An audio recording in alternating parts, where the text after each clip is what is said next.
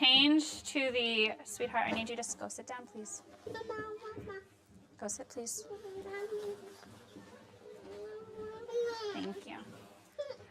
We've had a last-minute change to the schedule, so Josiah was going to speak first on high blood pressure, but he asked me if I could go first, and so you get my presentation first, which might work out well, and you'll see why as we go along.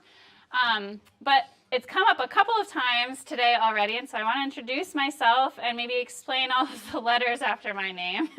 As Bill mentioned this morning during Sabbath school, he wasn't sure what each of them meant, and so I can explain that. So my name is Sydney Norzow. I am married to AJ, who gave a message this morning. I am a physical therapist by trade. So that is my educational background. DPT stands for Doctor of Physical Therapy. ATC is a Certified Athletic Trainer. That's what I did before I went to PT school. So if any of you guys have ever been involved in sports or watched football or something like that, the athletic trainers are the people that go running out on the field when somebody gets injured. And so that's what I did before I went to PT school. And then the CSCS is a Certified Strength and Conditioning Specialist. So my background comes from a lot of athletic and orthopedic movement-based sciences. And so that's kind of my educational background. I worked for 6 years full-time as a physical therapist before I had my girls. And then God really kind of called me out of that traditional setting and brought me into the home. And it's been such a blessing. I've been able to stay home with my children full-time they'll be 4 in February. That wasn't my original plan, but it's been a huge blessing to be able to do that. And so I am just grateful that I get to still share some of this information and this knowledge that I've spent so much time of my life acquiring. And I can do it in a way that glorifies God this way, especially a lot more than in a clinic maybe. So that's a little bit about me. And so this afternoon, we're going to be talking about movement. We talked about exercise in Sabbath school, and we're going to delve more into movement, and we want to try to answer this question: what is the secret to movement longevity? What is the secret to moving better longer? Because that's what all of us want, right? Did you know that you can find all 8 of the health laws in the first 3 chapters of Genesis? Now, what's really interesting about that is what happened in chapter 3. The fall. So God gave, I should actually say that you can find all the health laws before chapter 3 of Genesis. You can find all of those health laws before the fall. And that's fascinating because Adam and Eve, there was no disease then before the fall, right? But God still saw fit. Oh. Am I not doing something well here? Oh, I'm okay. Technology. So when there was no sin, when there was no disease, God still saw fit to give Adam and Eve these health laws. They still had a blessing to them, even when there was no disease and decay and everything else. And so that is even then that much more important to us now. If they needed it then, before disease, how much more do we need it now? Pretty significant.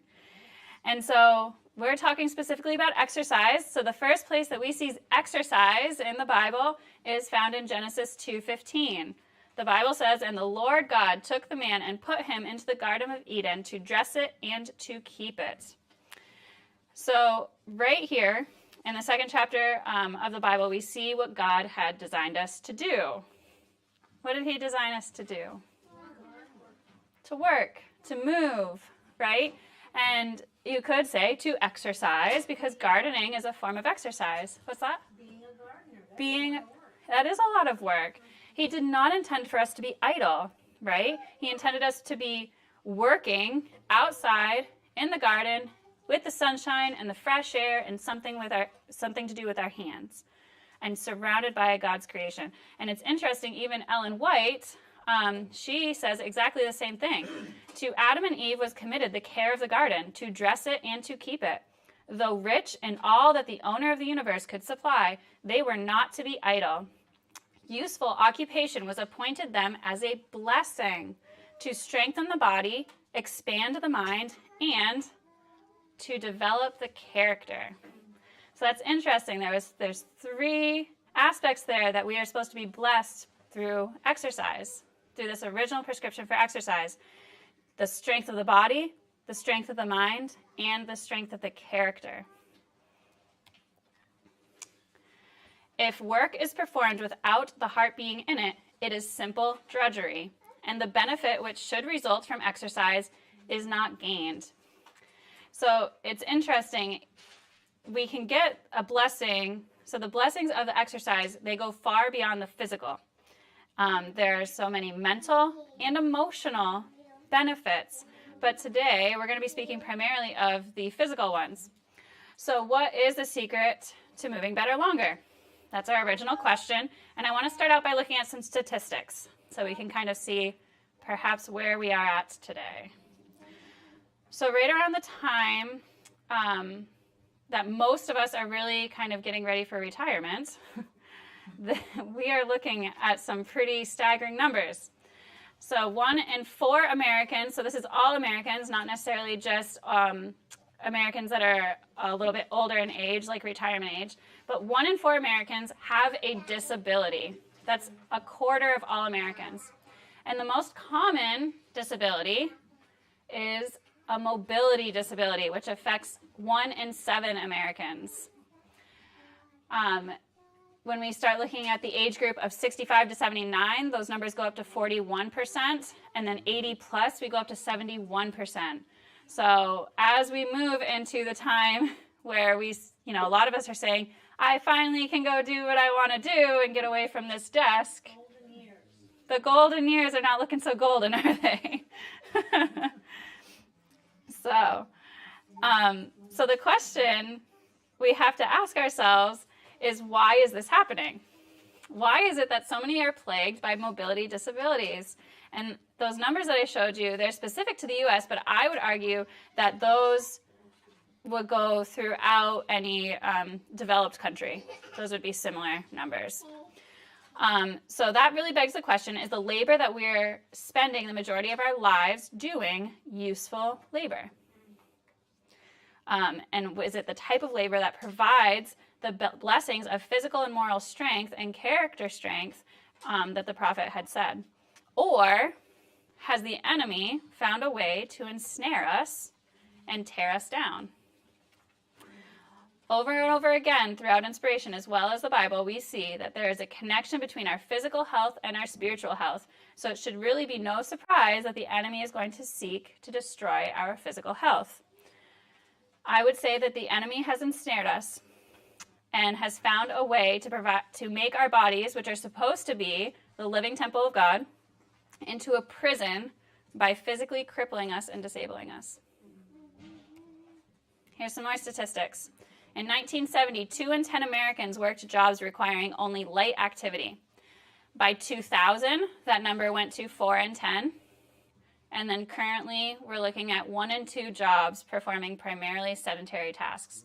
50% of all jobs. That's pretty significant. And then I would also suggest, we're going to look at some numbers next, but I would suggest that this increase in sedentary jobs, up to 50% of the jobs now, that's very closely related to the rise in technology. So here's just some key highlights for the rise in technology. So 1950s is when TVs became commonplace in the households. 1980, desktops became popular in workplaces. In the 2000s, laptops became popular. And in 2007, we were all blessed by these little traps, right? Does anyone happen to know how many hours a day the average American spends looking at some sort of screen? 8 hours. 8 hours. Guess how we knew that? It's pretty close to 8 hours. The number I had was 7 hours and 4 minutes. All right. Yeah, that's a lot. Way more than that, because some of us don't. Absolutely. Yes. So that is the average. That is the average. So there are some that are way above, and there are some that are way below. But for that to be the average, that's quite significant. And if you think about that even more, most of us are awake for about 16 hours a day, if we sleep well. right? So 7 of those 16 hours are spent looking at a screen. That's incredible to me. And, we're going to be asked to give an account for the way that we have spent our time. And do we want our account to be that I had my nose stuck in my phone screen? I don't want that to be my account, my report. And so, it's interesting. We talked earlier about temperance, right? And the need to be temperate in all things. We need to be temperate not just in diet, but we need to be temperate in work and in play as well. We need to be good stewards of our time, and we need to be balanced in all aspects of our life. Inspiration actually has a lot of counsel in regards to mental work, as she calls it, which is basically any non-physical work. And what we would typically think of as most sedentary jobs or activities that require a lot of thinking and mental capacity, but very little physical work. And here's one of those quotes that she has. The exercise of the brain in study without corresponding physical exercise has a tendency to attract the blood to the brain, and the circulation of the blood through the system becomes unbalanced. The brain has too much blood and the extremities too little.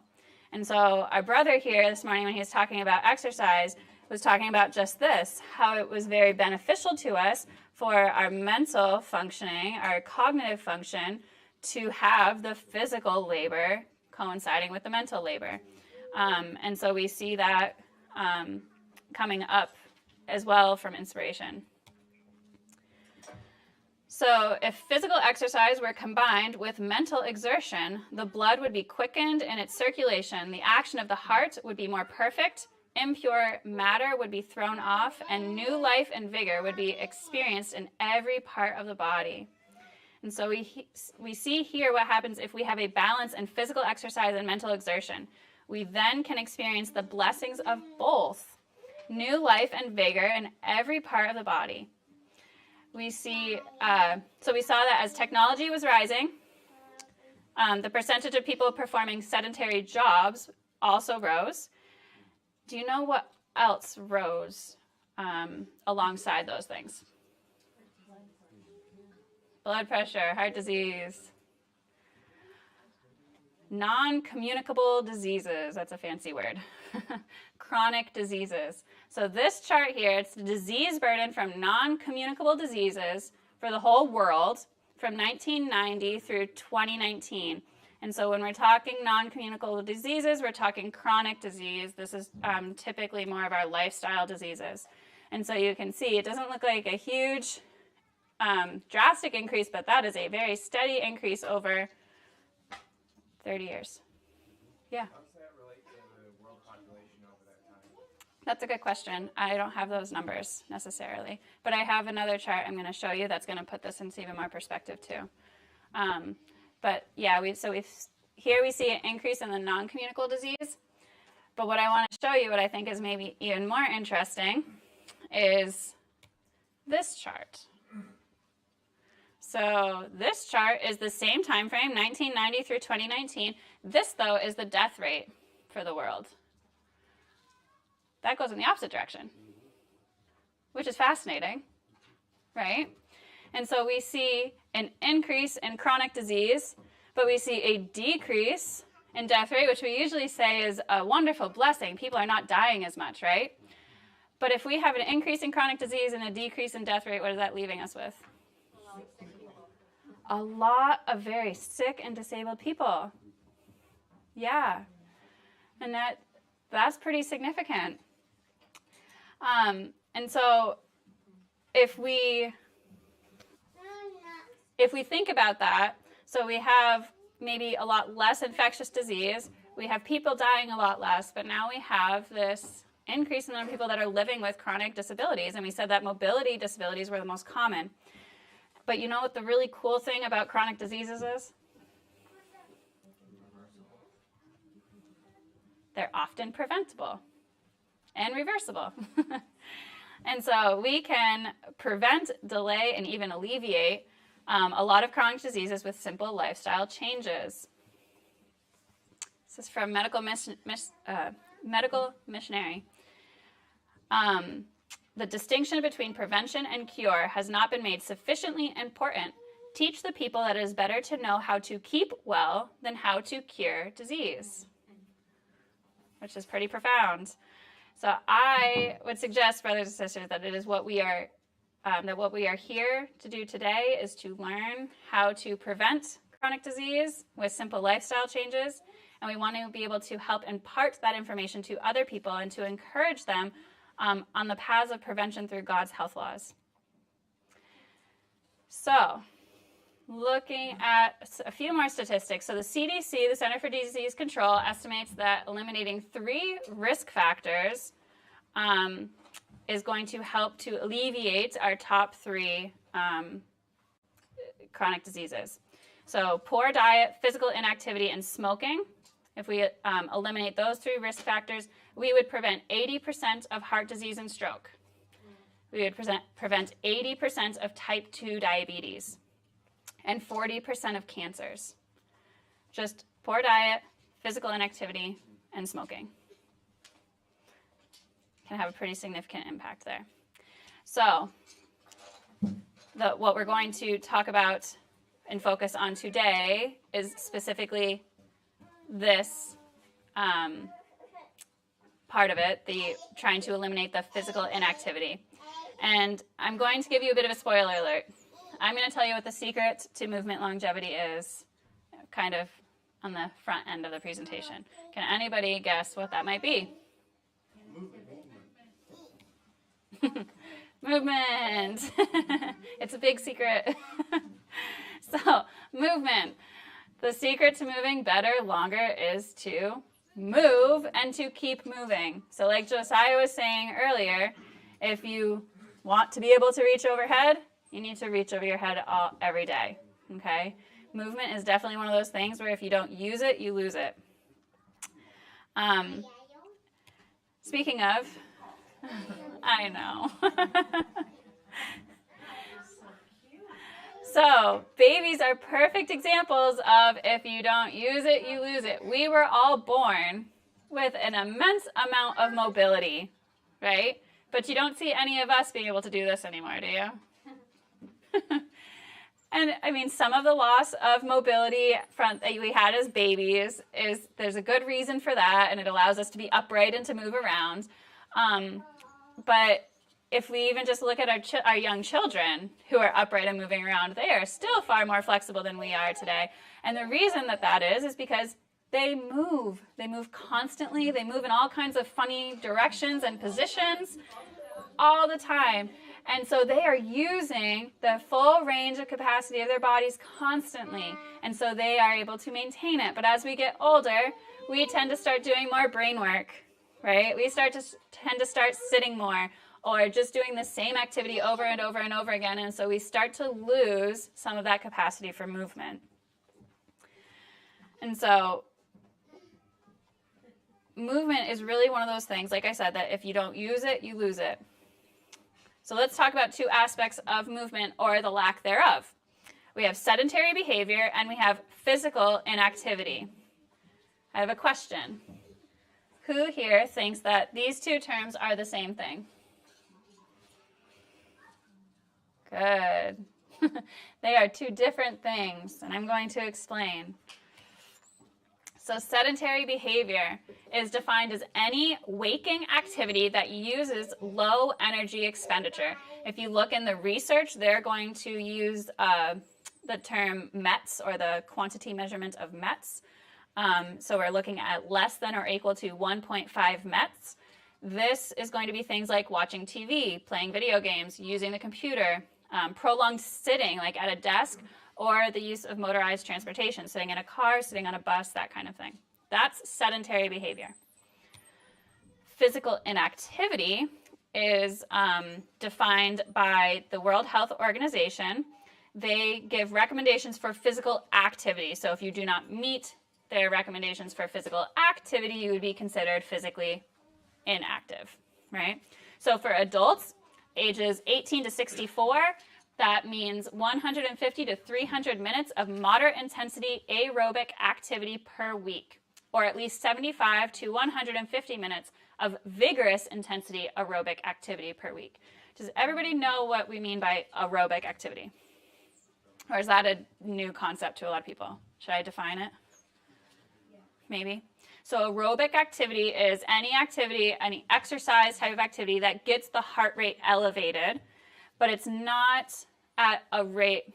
Aerobic is specific to the type of system that generates the energy, whether it uses oxygen or not. And so aerobic activity is more of your endurance type activities where your body can use oxygen to create the units of energy. And so we're talking aerobic activities here. So things like, walking or running or hiking, bicycling, swimming, those are all aerobic activities. And then children, they have guidelines for as well from 5 to 17 years old. At least 60 minutes per day of moderate to vigorous intensity activity is the recommendation. So is the aerobic using air as your energy? You're not using air as your energy, but air is being used in the creation of ATP, which is the unit of energy. It's the, I can't think of the word. Energy currency of the body. Energy currency of the body is ATP, and ATP can be formed with oxygen or without oxygen. And so aerobic activities are activities that create that ATP with the use of oxygen. So like going and sprinting, where you're using a lot of energy very quickly in a short period of time, it's not enough time for your body to utilize the oxygen to form the energy for that. And so that would be an anaerobic without oxygen activity. But going for a walk or a run, your body is able to use the oxygen as it comes in to create that energy currency. You could think of it that way. Mm-hmm. All right. So here's some statistics on who meets those guidelines. 80% of adolescents globally do not meet these guidelines. 60% of U.S. adults do not meet these guidelines. Physical inactivity accounts for 9% of mortality worldwide. Okay, so we're looking at 60% of U.S. adults are considered physically inactive. So what are the benefits of physical activity? Jerry, right? Yeah. Jerry did a wonderful job of listing these off earlier in Sabbath school, but in case you weren't here, here's some of the benefits. You get a decreased risk of all-cause mortality, decreased risk of cardiovascular disease mortality, a decreased incidence of hypertension, so high blood pressure, decreased incidence of certain cancers. Specifically, they have studied bladder, breast, colon, endometrial, esophageal, adenocarcinoma, gastric, and renal cancers. Decrease in incidence in type 2 diabetes, prevention of falls, which is one of the highest causes of mortality amongst older or elderly individuals. Improved mental health, specifically reduced symptoms of anxiety and depression. Improved cognitive health, improved sleep, and improved measures of body fat. So none of those should be too much of a surprise. But here's the big thing. Physical activity is distinct from sedentary behavior. Okay? So we looked at the definition of sedentary behavior. We said it was spending a significant amount of time sitting and doing activities that involve sitting, desk work, TV, motorized transportation, those kinds of things. Physical activity, inactivity, was did you meet the WHO's guidelines for exercise? Now, here's a question. Do you think it's possible to have a physically, to participate in sedentary activity the majority of the time and still meet those physical activity guidelines? It is. You can have a primarily physically inactive, or primarily sedentary lifestyle and still meet those physical activity guidelines. And so that's why I say that physical activity is distinct from sedentary behavior, because you can be physically inactive, or you can be physically active and sedentary at the same time. So here's the point I want to make. The cure for sitting too much is not exercising more in the sense that we think about it going to the gym. You can't exercise your way out of sitting for 10 hours a day. So let me put it to you this way. Say you have a desk job. Okay, so you work 8 hours a day at a desk. Maybe you have a 30-minute lunch, or maybe you get up a little bit throughout the day, but majority of your day is sitting at a desk. So we'll be generous and we'll say 7 hours. You have a 30-minute commute to work each way. So there's another hour sitting. So you're at 8 hours a day sitting now. And then at the end of the day, you just want to relax. And so you turn on the TV and you watch an episode of your favorite show. Now you're at 9 hours sitting for the day. Is an hour at the gym going to counteract those 9 hours sitting? Even if you go to the gym every day. It's not. If you're standing, like they have jobs now where instead of sitting, you can stand. And that's much better. It's much better, but is that considered if you're just standing there, is that sedentary? so standing still is considered sedentary. However, most people can't stand still for that long. There's usually some sort of movement, of shifting weight and things like that. And so it's definitely not as bad as sitting. It's definitely better than sitting. It's still bad though, you're saying. But you're still not moving a lot. You're still not promoting that increase in circulation that you get from actually like moving your joints and pumping your muscles and things like that. So, yeah. So it's definitely better, but it's not the ideal. Yeah. So this is a very fascinating quote I came across. Sitting is more dangerous than smoking. It kills more people than HIV and is more treacherous than parachuting. We are sitting ourselves to death. And it's true.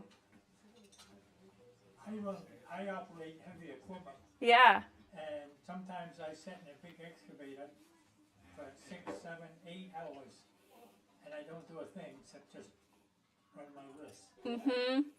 That's probably killing me, right? I'm old enough, so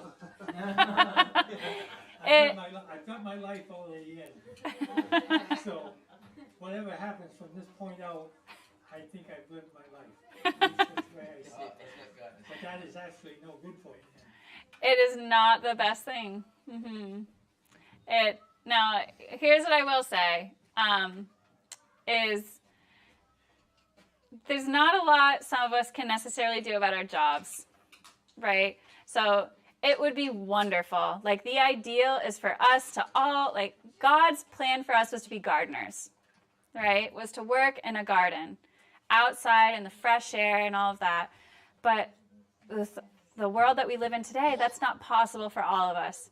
And so what we want to know is we want to know what is God's ideal for us, what is God's plan, and how can I come as close to that, or at the very least, not interfere with God working towards that end for me.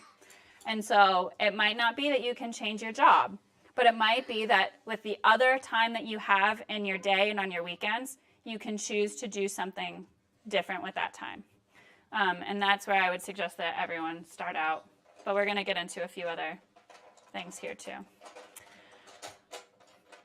So really quick, the effects of prolonged sitting. Metabolism slows by 90% after only 30 minutes of sitting. 90%. Enzymes that move the bad fat, the bad fat, I'm just going to use simple words, the bad fat from your arteries to your muscles where it can be burned off, slow down. Muscles in your lower body are turned off, for lack of a better word for now. And after 2 hours of sitting, good cholesterol, that HDL cholesterol, drops 20% just by sitting for 2 hours. It's pretty significant.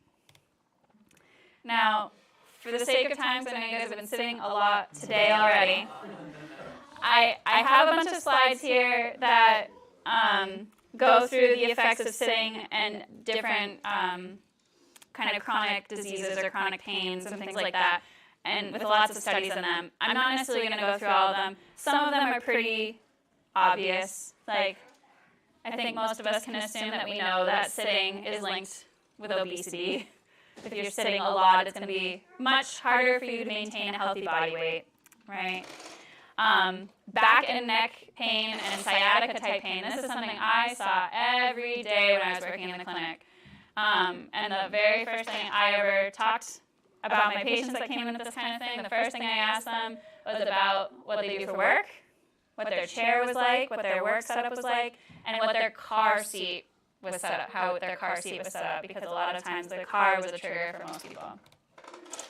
Sedentary behavior, we mentioned this already, shouldn't be too much of a surprise. Increased incidence of cancers, we said specifically bladder, breast, colon, endometrial, esophageal, adenocarcinoma, gastric, and renal cancers.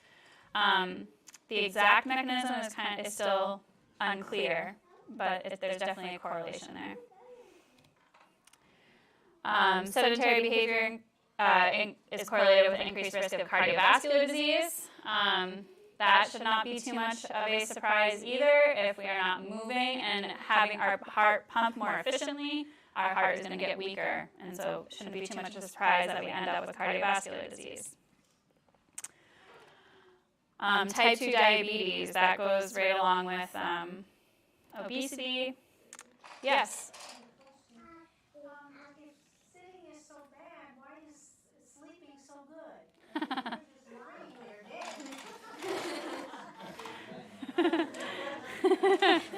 That's a good question. So God,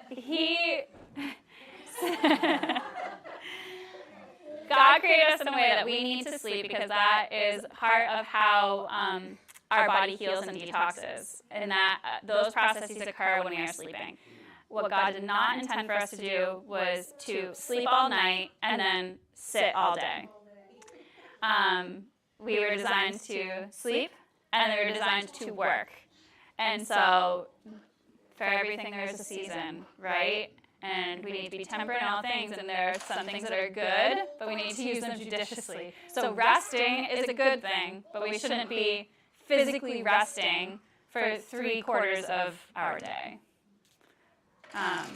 And so, yeah, I think that's imbalance, yeah. All right, and then we talked about this earlier with the blue zones, how sedentary behavior is linked with a shorter lifespan. So people that were more physically active, when we were looking at the blue zones, that was linked with significant increase in life expectancy. All right, so this is where we're going to change things up a little bit because you guys have been all sitting a lot, and this will be a nice, doing this before Josiah might actually work out well because we'll give you guys an opportunity to get up and move a little bit. My computer is going to die, though, so I'm going to get my charger, and then we're going to do that. Come in the kids' room and do whatever they do. Yeah, right?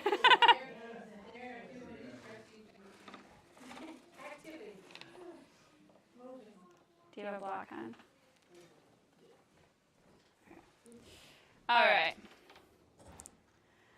So we're going to look at some ways of evaluating our functional ability and future health status. And I'm going to have you try out a few different things.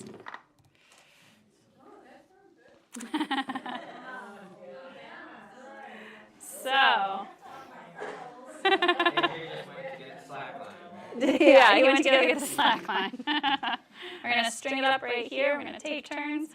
No. All right. So I'm going to have everyone stand up for me. All right. So if I were doing this. Oh, is my computer going already? Oh, there it is. All right. So what we're going to do, I want everyone to stand, pick one foot. Try to keep your hands at your side. If you need to, please don't fall over, hold on to something. And we're going to try standing on one foot and see if we can do that for 10 seconds. Okay, so we're going to pick a foot. 1 Mississippi, 2, 3, 4, 5, 6, 7, 8, 9, 10. Good job. All right. Let's try the other side. It is. 1, 2, 3, 4, 5, 6, 7, 8, 9, 10. Wonderful. You guys did pretty good. So, why would I be interested in looking at how well you could stand on one foot? Anybody have any guesses? Associated with health. It is associated with health. Good guess. Now, when you go throughout your day and you're doing whatever activities you do, walking, going up and down the stairs, going to the grocery store, climbing in and out of your car, how often do you find yourself on one foot? A lot. Every step you take, right? So I would argue that single leg balance is one of the most functional ways to assess, or one of the most functional activities you could possibly do as far as improving your ability to do day-to-day tasks. So in terms of this test, the single leg balance test, there was a study that was conducted. They had people stand on one foot with, I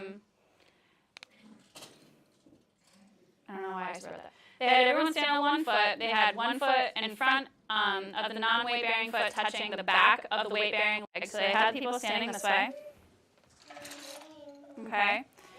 And they had 1,702 participants, ages 51 to 72 years old. The average age was 61. 1 in 5 participants failed to pass the test, failed to be able to stand on one foot for 10 seconds. The majority, so that you wouldn't be surprised, 54% of those that failed the test were in the 71 to 75 age range, and then the percentages decreased with age. But what was interesting was they followed these participants for 7 years, and they found that 123 of those who failed the test died within the 7-year period. So 17.5% of those that failed the test passed away, and 4.5%, so 17.5% of those who failed died, and 4.5% of those who passed died in that 7-year period. So they found that single leg balance could be a predictor of future health status. An inability to stand on one leg for 10 seconds in mid to later life is linked to near doubling in the risk of death from any cause within the next 10 years. So that's pretty significant. All right, here's the next one. This is where it really gets interesting. So this is the sitting rising test. Okay, so basically what this test is going to, I'll demonstrate it, but what this test is going to look at is, can you get up off of the ground without using your hands?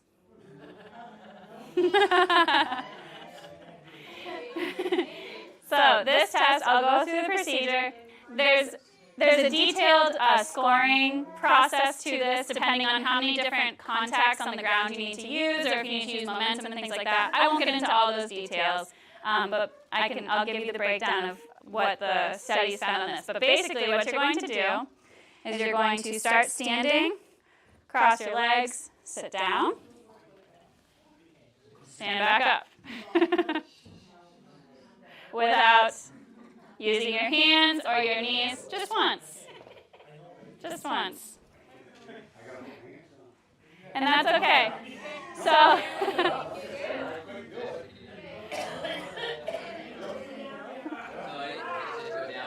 yep, just sit down and then stand back up.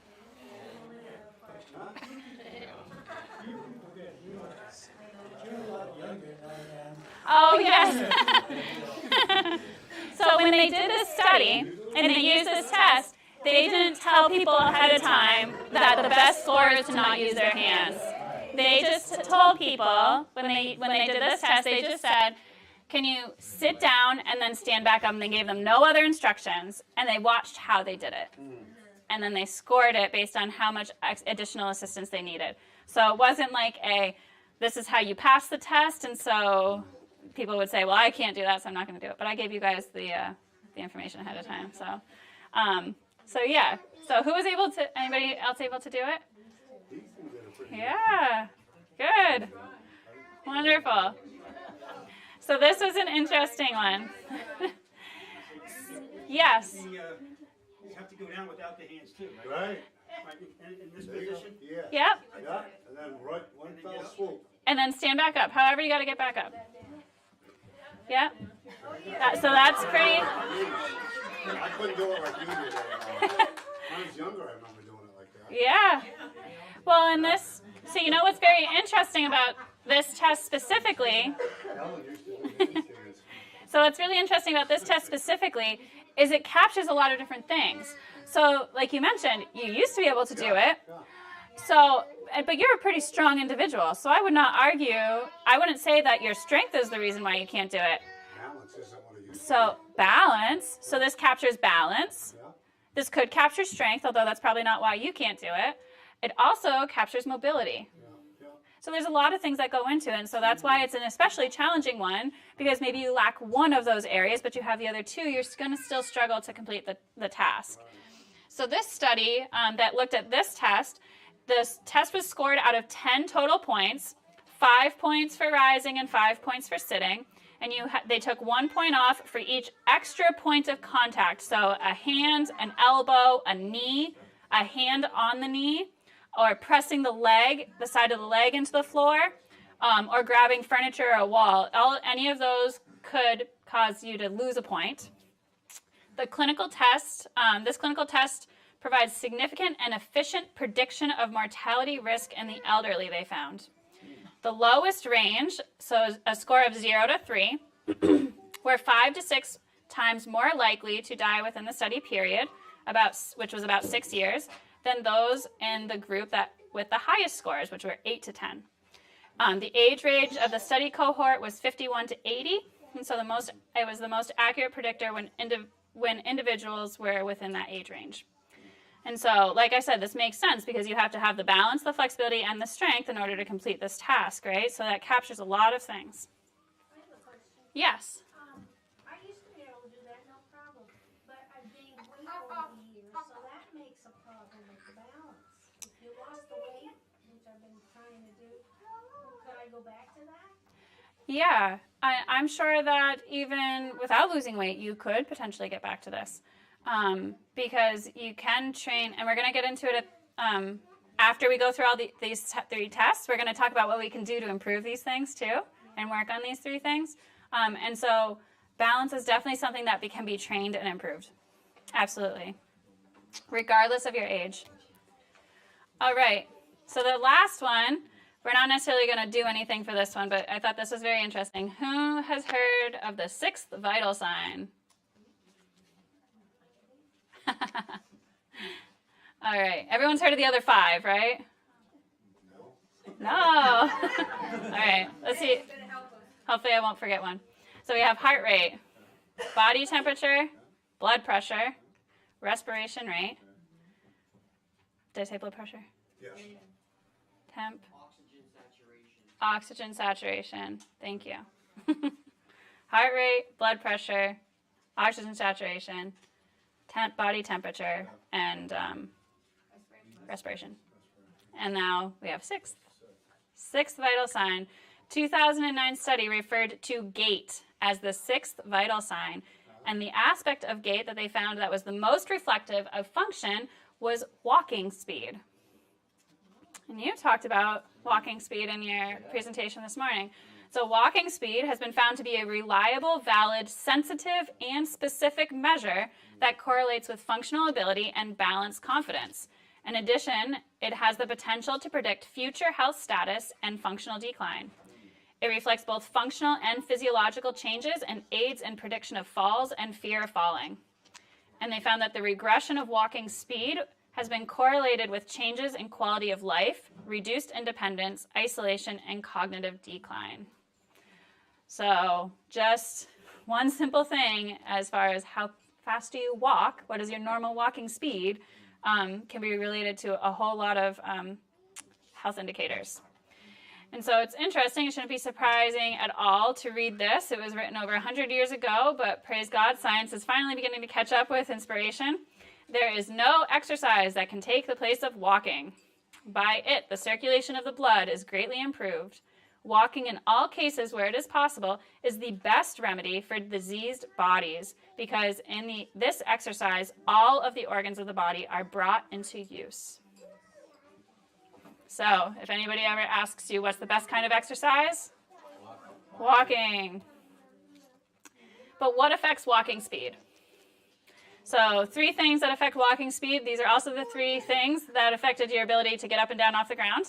Balance, mobility, and fascial flexibility. So we mentioned that your flexibility in general affected the sit test. But fascial flexibility specifically, does anybody know what fascia is? You got excited. Doesn't it cover all of your body? Mm-hmm. It's connective tissue that covers everything in your body. So it surrounds every organ, every muscle, everything. It's like this connective tissue web that spans your whole body. And some very dedicated anatomists took the time to dissect it all out and found all these different lines of fascia that would connect your head to your big toe, and all these different things. It's incredible. But what we're going to go into these 3 things a little bit more, and I'll talk about fascia a little bit more. But we're going to look at them in the context of gait pattern and gait speed, and we're going to focus. So balance, we're going to look at single leg stance. Mobility, we're going to look at joint range of motion, and fascial flexibility, we're going to talk about tissue hydration. So let's start out with balance. So as I mentioned, I would argue that balance is the most functional postural position that we can learn to do. It transfers to walking, it transfers to stairs, it transfers to getting in and out of your car. Everything that you do on a daily basis, you spend time on one leg at some point. It is also one of the first functional tasks to decrease with age. And there's a number of reasons for that. It could be because it can be affected by medications. It can be affected by peripheral nerve disease, poor vision, loss of hearing, or central neurological conditions. So I spent a lot of time when I was working on balance with people. And you have 3 systems in your body that primarily contribute to your ability to balance. And so we usually think of, okay, balance, if I can stand on one foot and stare at that doorknob back there and not do anything else and stand on one foot, I'm doing really good. My balance is awesome. But how often in a day-to-day task do we have the luxury of staring at something, not having to worry about anything else, and not moving our head or our eyes or anything like that? Not very often, right? And so when we look at trying to improve balance or train balance, there's 3 systems that we want to try to alter to be able to get the best improvements in balance. So those 3 systems is our sensory system, which is part of the reason why our balance decreases with age naturally if we don't do anything about it. It's because the nerves, especially the nerves on the bottom of our feet and in our joints and things, they start to become a little bit less sensitive. And so then we have less input coming in from our body in regards to what surface are we on and where is our body in space from our joints and our feet and that type of thing. And so that's one of the reasons why we start to lose our balance. And I would say a lot of people, as we get older, the other thing we lose is the fat pads on the bottom of our feet a lot of times. And so a lot of people say, well, my feet, it really hurts my feet, when I'm standing and walking, so I get these really big cushy shoes because it makes my feet feel better. Well, now you're putting a whole lot more cushion and separation between your foot that needs to sense the ground and the ground that it needs to sense. And so you already don't have very good ability to sense the ground. And now you have more stuff blocking it, and so it's even harder. And so that's one thing I would say, and I don't see anyone with any of those big cushy shoes right now, but we want to be careful not to put too much material between our feet and the ground, because then we're not going to be able to utilize that sensory input. I moved from St. Louis, and I had a podiatrist who had like 4 offices around the city, and he said that those big, thick, cushioned soles are the biggest reason why people can't walk when they're older. They start shuffling because their feet can't even bend and move like they're supposed to when they walk. Yeah. Well, and a lot of those, because of all the cushion, they're built like a rocker.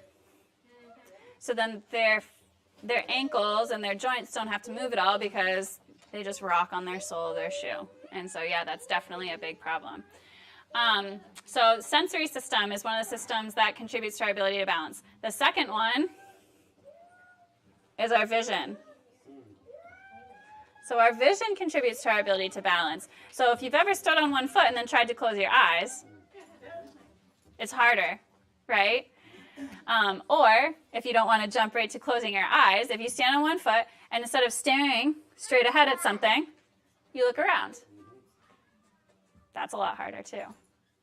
And so that's a way that you can work on your balance. The third system that contributes to our ability to balance is our inner ear. It's our vestibular system.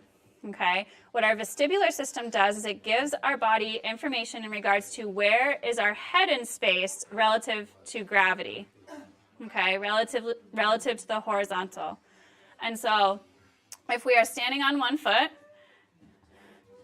and I try to pick up this toy off the floor, that's a much harder task than me just standing on one foot, right? And that's because I have altered my vestibular system by changing where my head is relative to the horizontal or the vertical. I guess it depends on which semicircular canal you're talking about. So those are the three systems that contribute the most to our balance. And by altering any one of those systems, we can challenge our balance. So clearly, the easiest way to work on balance is going to be standing on one foot. Okay, I shouldn't say that's the easiest, but if we're talking about single leg balance, that's the easiest position. Just standing on one foot and staring at something and not trying to do anything else. If you can't stand on one foot, what you can do is you can try beginning with what we call tandem standing. So one foot in front of the other. So now you've added a point of contact with the ground, which is going to make it a little bit easier, but you've narrowed your base of support. And so that's more challenging than standing normally with 2 feet next to each other. Okay? So, yeah, like a police sobriety test. So you can start in tandem. Any experience? And you. No, I was never caught. The Lord kept me alive. Amen. So you can start with tandem stance, and then you can go through challenging all those other systems. So you can start one foot in front of the other and closing your eyes. You can stand one foot in front of the other and look around. Up, down, side to side. You can stand like this, and you can try to bend over and grab something. Okay? Once that gets easy, now you can move to one foot. And you can do it all the same things then. And that's some way that you can start to work on your balance, like you were asking. Okay. So,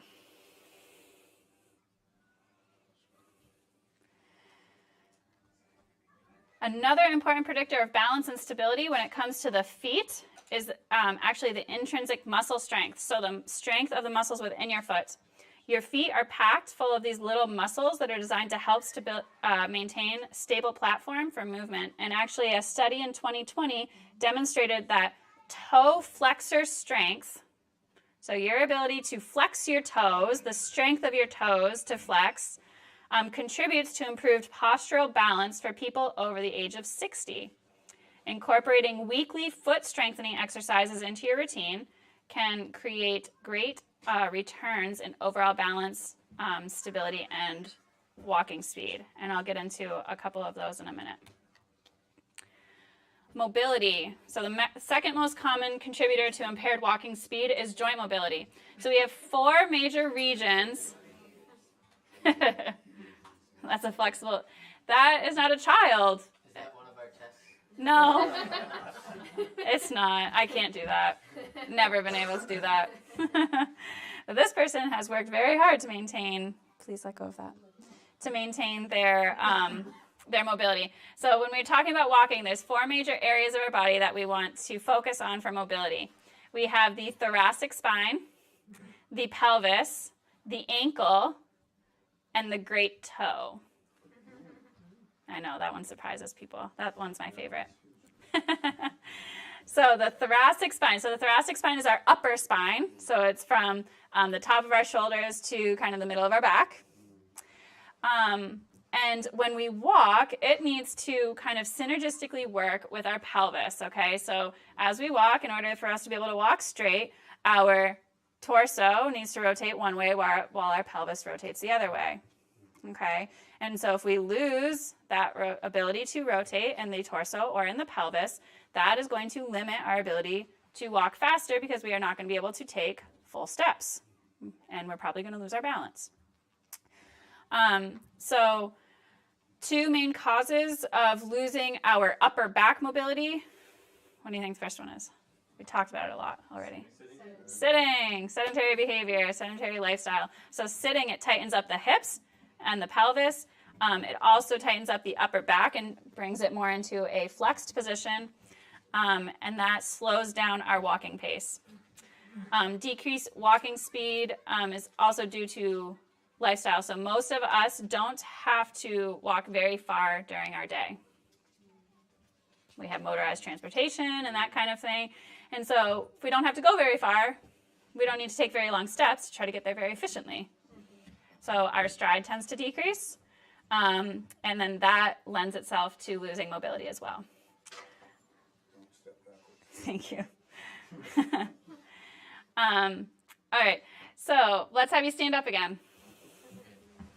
Again. All right, so we are going to, since we've been sitting so much, we're going to stretch out our hips and our upper back. So what I want everyone to do is I want you to take one foot and I want you to take a big step in front of you. If you can. Okay, now we're going to bend that front knee. Try to keep your back leg straight, keep your back toes pointing towards your front toes. So I see a few of you, the foot likes to turn out. Keep the foot pointing straight ahead in the back. You should feel a nice stretch in the front of your hip, right, of the foot that's back. Oh, yeah. Yeah, feel that? All right, now what I want you to do is take your hands, bring them out in front of you. If you guys have issues with balance, feel free to use a chair or something. And then what I want you to do is take the arm of the leg that's back, and I want you to reach behind you. And look at your hand if you can.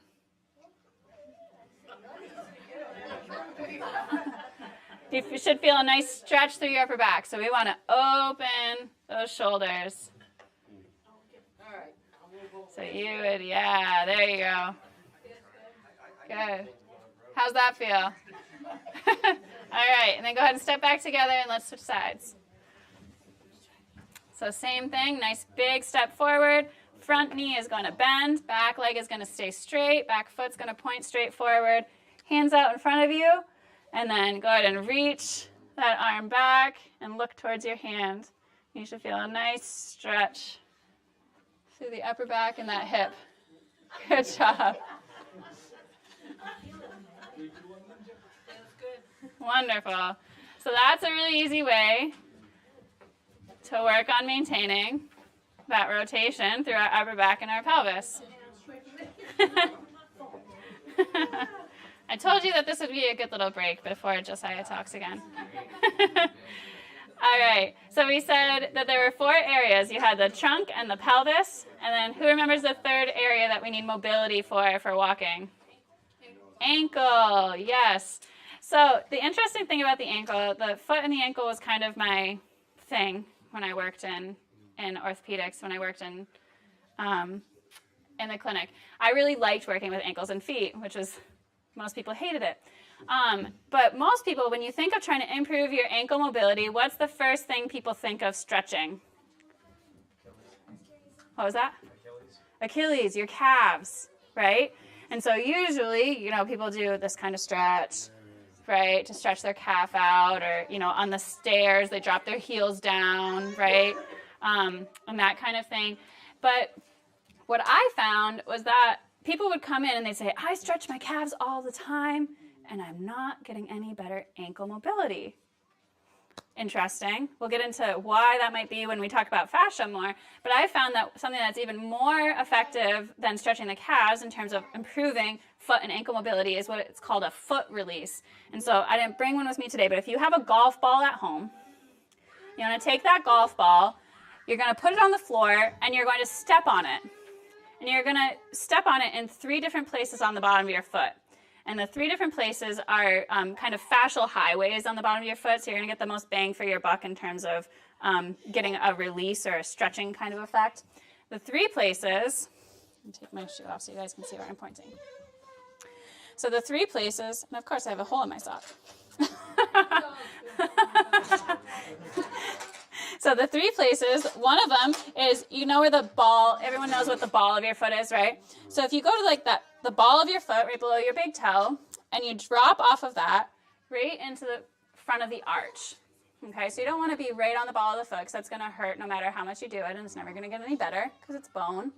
But if you drop off of that right into the front part of the arch, that's going to be the first place that you're going to put the golf ball. So you put the golf ball on the floor, you'll place your foot on that so the golf ball is right in that spot, and then you'll just put as much weight onto that as is comfortable, and you'll hang out there for a few minutes, just trying to relax, and that's going to help to release all of those muscles that are on the bottom of your foot, many of which the muscle belly resides in your lower leg. And so they cross your ankle joint, and so releasing them is going to help improve your ankle mobility. The third place is if you come to the outside of your foot, you'll notice that you have this bone that runs down your foot, and then it kind of drops off towards the middle. Oh, you have one. Cool. So that first one I would put right there, and then I would just, as much pressure as is comfortable, and I would hang out.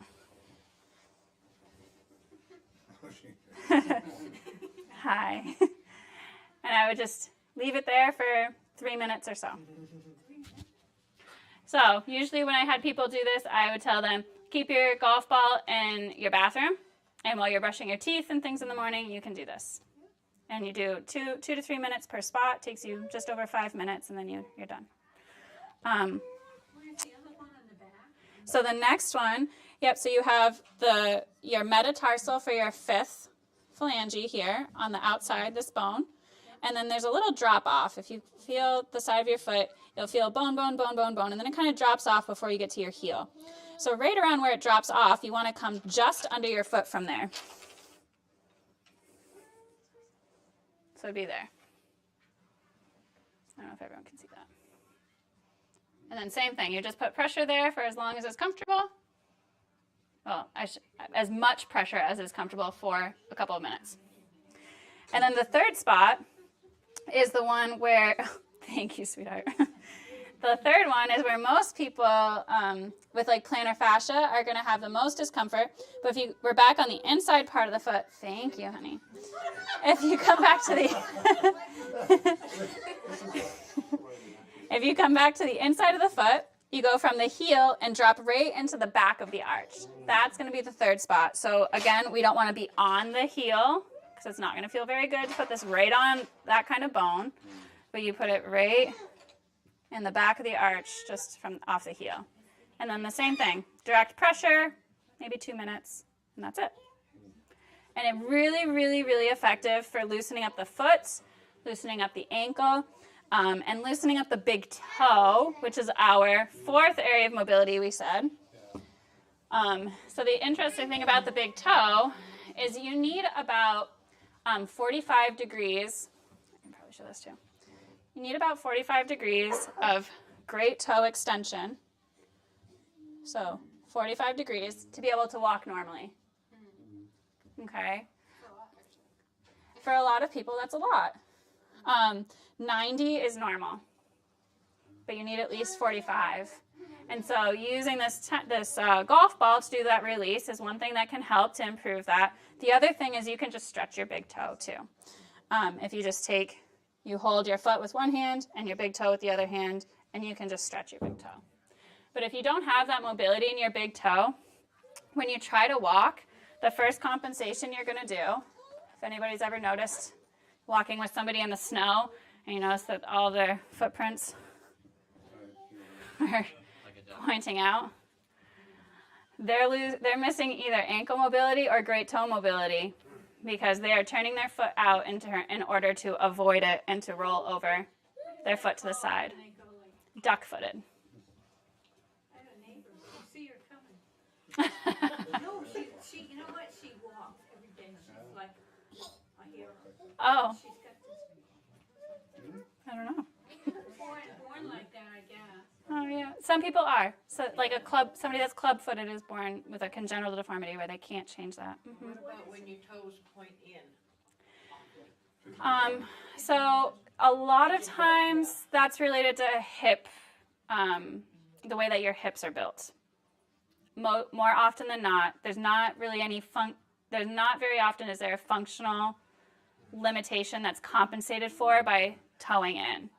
Usually if people are toeing in, there's their hips are built in a way where they are locked into that position. Okay, so you can be born with, I mean, I was born with that. Yeah, you can be. A lot of people will compensate for it over time, so their hips will be, they'll be born with hips that are tending towards a internally rotated position, and then they'll compensate for it with other things like valgus at their knee and different positions at their foot and ankle so that their feet will point straight ahead even though their hips are still rotated in. I just gave into it. There, yeah. I think I had a question over here first. Yeah, what happens when the bones on the top of the foot don't bend right? Don't bend right. What do you mean by that? It hurts. They hurt. So this would probably help. Because more likely than not, you just have a very stiff foot. And so this type of thing would probably help. Yeah. I think I had one over here and then, Your toes yes, going under? yes. At rest or walking? All the time.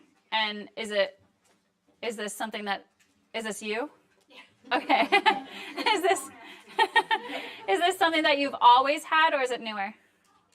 It's newer. They cut the tendons in the back to make them straighten. Uh-huh. What did it work? Yeah. Sometimes that can be neurological. There can be a neurological thing that contributes to that. Yeah, I can maybe talk to you more about that after. That might be more, I might have some other suggestions.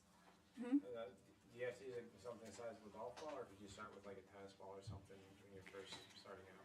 You could try a tennis ball. It's going to be kind of big for those spaces.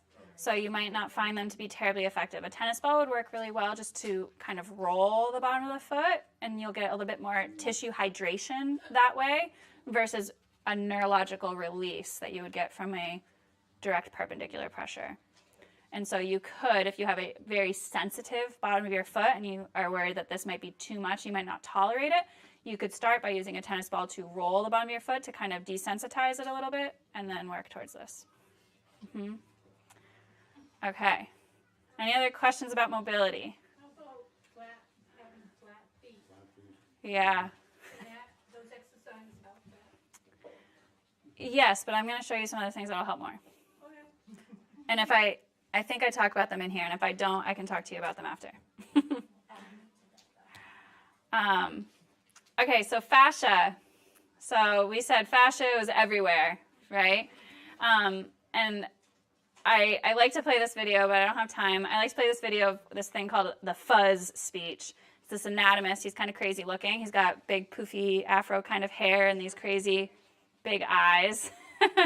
And he talks about the fuzz, you know, when he's dissecting things and he goes through and all this fuzz is built up in these different areas so he can tell where people were injured.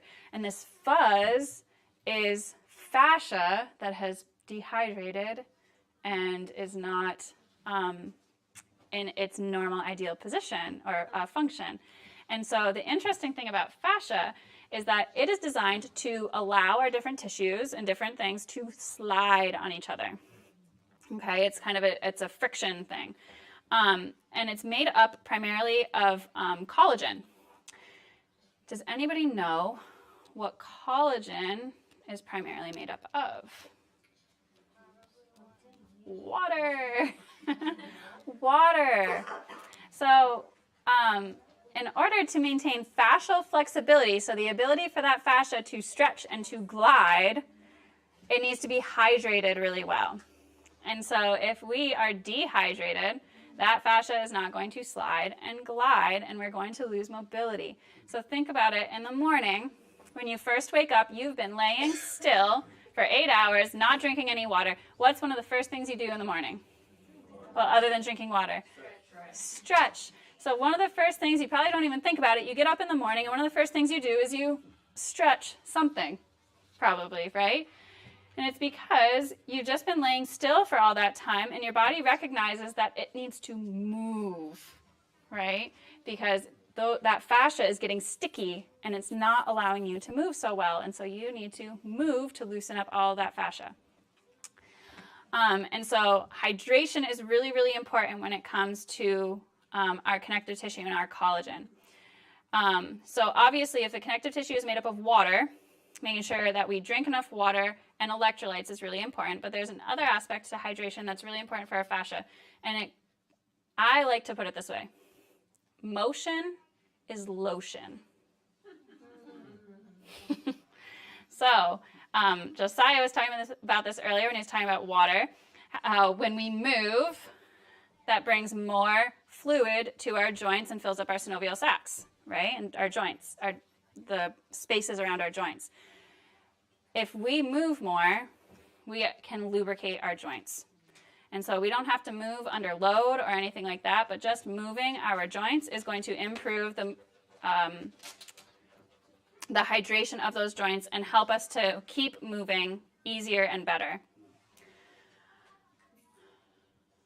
And then the last aspect, the other thing about fascial flexibility I want to mention is inflammation. So inflammation is another form of stickiness that we can get as far as our fascia goes. And we get it from joint stress, arthritis, tendonitis, free radicals, oxidative stress, psychological stress, and diet all contribute to the stickiness of the connective tissue. And what's one thing that can add to, that we get from our diet that adds to free radical formation in our body? Anybody know? Fat. Oh, yeah. Sugar. So sugar can contribute to making our fascia very sticky, and so a lot of sugar consumption can also decrease our ability to move well because it's going to make our fascia stickier, which is going to give us more resistance to movement. What type of sugar? Like processed or like sugars from fruits or whatever? So the refined sugars are the worst. So if we get sugar from whole food sources, we're getting it with the fiber, which is the way that God intended us to get the sugar. And so our body is much more capable of managing that sugar, and it doesn't create spikes of our blood sugar. And so it's not then just floating around looking for places to mess up. And so it's the refined sugar that we want to be the most careful with and try to avoid. So when it comes to fascial flexibility, hydration, watching our sugar intake, and motion is lotion. Those are the big points of how we maintain our fascial flexibility. All right, so winding down here, wrap up. What can we do? What can we do about sedentary behavior? What can we do to limit our sedentary behavior? We want to move more throughout the day, whatever that looks like, however that looks like. Okay, not all of us are blessed with the opportunity to just up and quit our jobs and go start being a farmer somewhere, right? But start looking for ways that you can move more during your job, during your day. You want to try to get up every 30 minutes and change positions if possible. Ideally, you want to get up for at least 5 minutes. Okay, that's going to give you the most time to move around, get the blood flowing, and all of that. We want to increase physical activity overall. So when you're looking at how can I be less sedentary, you want to look at how much time am I spending sedentary and where can I take an hour out of my sedentary behavior and what active behavior can I put in instead. One great way to do that is to get rid of your TV. Best decision I ever made, getting rid of our TV. Take the stairs instead of the elevator. Park towards the back of the parking lot. If you use public transportation, get off a stop early and drink lots of water, because if nothing else, if you drink a lot of water, what will you have to do? Get up to go to the bathroom. All right, and ways to improve walking speed. We said get out of those cushioned shoes, because what do? They It takes away your body's ability to use those muscles. muscles properly. Yeah, it takes away your body's ability to use the muscles properly and sense the ground that you're on, so it's going to alter your balance. Practice single leg balance. If you can't stand on one foot very well, start practicing it.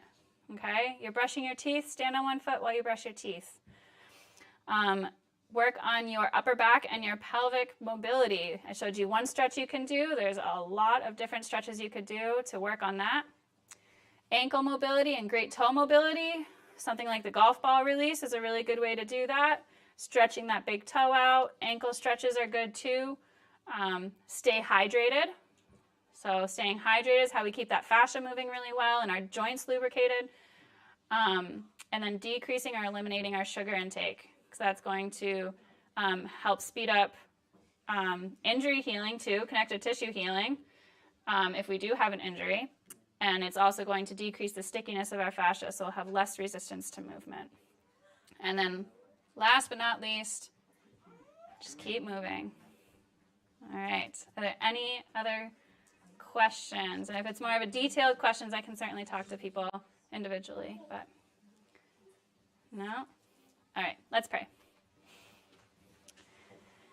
Heavenly Father, Lord, I thank you so much for this opportunity to come together and to learn more about the way that you designed us to move and to live. And Lord, we pray that you would go with us from here, that you would give us all peace and resolve, Lord, surrounding the things that we have learned, that we would be led into the areas where we can improve, Lord, and that we would not be discouraged, but that you would encourage us to make even just small changes, Lord, and that these changes, they would glorify you, Lord, and not glorify self. We thank you that you are able to help us, you are able to bring us into good health, Lord, and keep us there. And so we desire to co-labor with you in this and to retain this information to share it with other people. We thank you, Lord, so much for the way that you are working. In Jesus' name, amen.